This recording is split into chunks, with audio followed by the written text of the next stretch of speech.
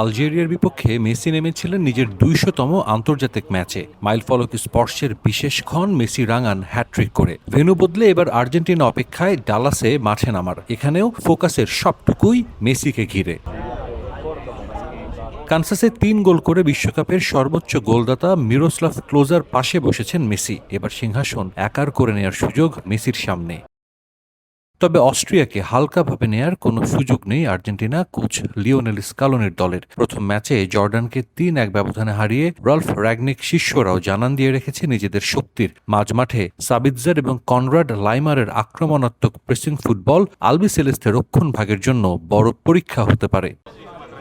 অস্ট্রিয়ার counter attack রুখতে ডিফেন্সে ক্রিস্টিয়ান রোমেরো এবং নিকোলাস ওতামেন্দিকে দিতে হবে বাড়তি মনোযোগ।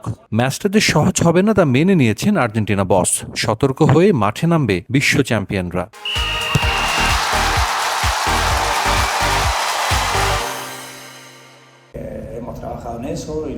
অস্ট্রিয়া কঠিন প্রতিপক্ষ, ওদের খুব ভালো কিছু খেলোয়াড় আছে, ওরা চাপ সৃষ্টি করে, ওদের আক্রমণ ভাগও শক্তিশালী। অস্ট্রিয়া বাছাই পর্ব ভালোভাবে পার করেছে এবং এমন একটা প্রতিপক্ষ যাদের কথা মাথায় রাখতেই হবে। এটা কঠিন ম্যাচ হবে। অন্যদিকে ২৮ বছর পর বিশ্বকাপ খেলতে এসেছে অস্ট্রিয়া। প্রথম ম্যাচে জর্ডানকে হারিয়ে তারাও নিজেদের শক্তির কথা জানান দিয়েছে। প্রতিপক্ষ সেরা ফর্মে থাকলেও তাদের ভয় পাচ্ছে না অস্ট্রিয়া। নিজের দল নিয়ে আত্মবিশ্বাসী কোচ রাল্ফ র্যাগনিক। প্রতিযোগিতামূলক ফুটবলে এর আগে কখনোই মুখোমুখি হয়নি আর্জেন্টিনা ও অস্ট্রিয়া। অতীত পরিসংখ্যানে প্রীতি ম্যাচের স্মৃতি থাকলেও বিশ্বমঞ্চে এটাই দু দলের প্রথম লড়াই।